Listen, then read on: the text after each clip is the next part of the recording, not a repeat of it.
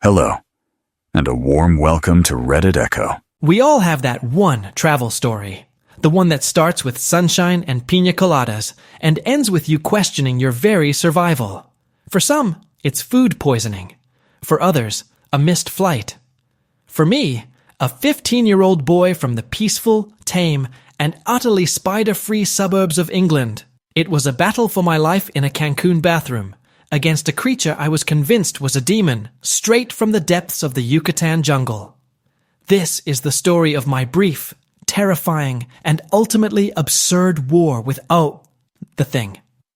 The year was 2005. I was on a family holiday in Cancun, Mexico. For a kid from England, it was like stepping onto another planet. The sun was relentless, the ocean was a turquoise marvel, and everything was so vibrant. I'd just come back from a swim in the sea, my skin tight with salt, my hair a mess of sand and sun-bleached strands. I was hungry, tired, and ready to wash off the ocean and get some food. I trudged back into the cool, tiled apartment we were staying in. It was quiet. Everyone else was still out by the pool. Perfect. I could have the bathroom to myself. I went to my room, grabbed a fresh t-shirt and shorts, and made my way to the bathroom. It was a small, windowless room, all white tiles and chrome fixtures. I closed the door behind me, plunging myself into the sterile, silent box. That's when it happened. The moment the door clicked shut, I felt it. A weight, a sudden, unsettling plop onto the back of my right hand. It wasn't a drip of water. It was solid, hairy, and it was moving. My eyes shot down, and my blood ran cold. There, covering the entire back of my hand, was a creature of pure nightmare. It was large, about the size of a scone my nan would serve with tea. It was jet black, and it had legs. So many legs. A writhing, skittering multitude of spindly jointed horrors. In that single, frozen nanosecond, my brain, trained on a diet of British wildlife like hedgehogs and polite pigeons, made its diagnosis. Tarantula. Mexican hell spider. Death incarnate. Now, you have to understand the context. I was a product of England. Our most dangerous animal is a badger with a bad attitude.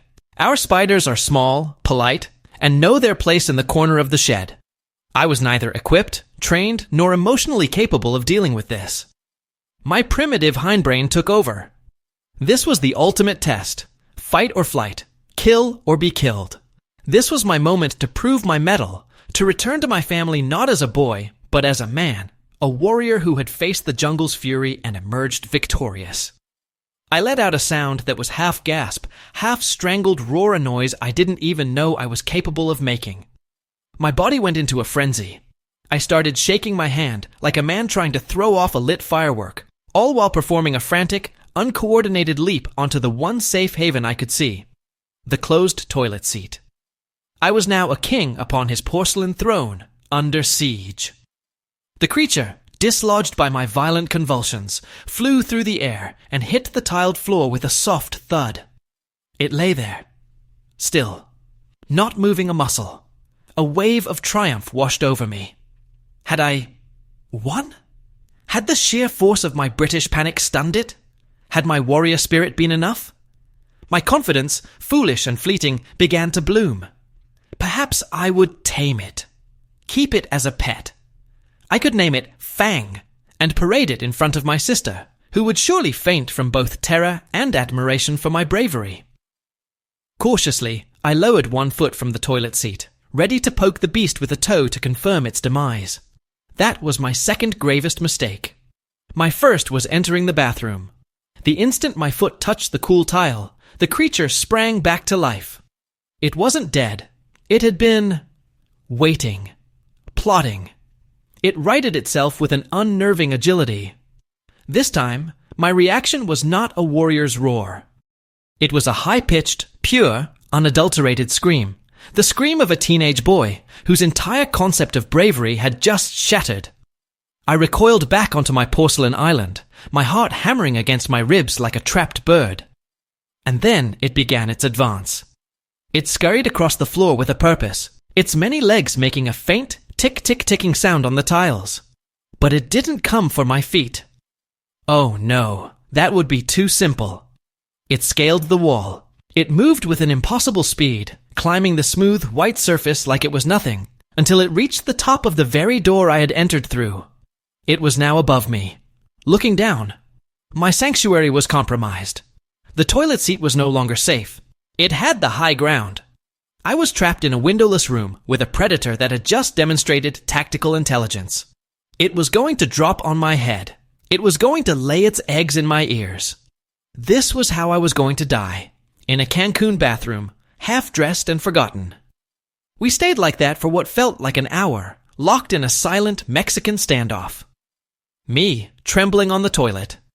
It, motionless on the doorframe.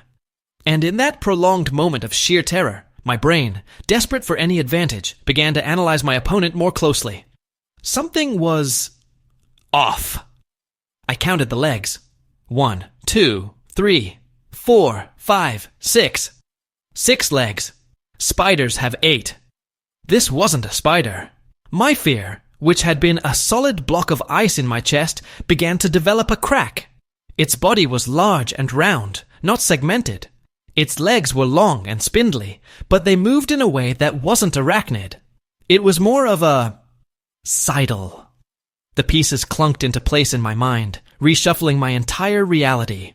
The shape, the gait, the sheer absurd improbability of it all. It wasn't a tarantula. It was a goddamn crab. A clawless land-dwelling crab of some sort. How it got into a sealed, windowless bathroom on the second floor of an apartment building in Cancun is a mystery that remains unsolved to this day. Did it crawl through the pipes? Was it a stowaway in someone's towel? Had it simply teleported there, sent by the gods of tourism to humble a cocky English teenager? The tension shattered. The fear evaporated, replaced by a wave of immense, soul-crushing embarrassment and relief. I was not a warrior. I was an idiot who had been held hostage by a crustacean. I climbed down from my throne, grabbed a small saucepan from the kitchenette, and managed to coax the little fiend into it. I carried it outside, past my confused family, and released it near a lagoon at the edge of the resort. As it scuttled away into the mangroves, I couldn't help but whisper a final, petty farewell. I hope you get eaten by an alligator, you little fucker. Don't want to lose this channel and always be up to date with new videos? Then make sure to subscribe. The story continues, and it's only getting more interesting.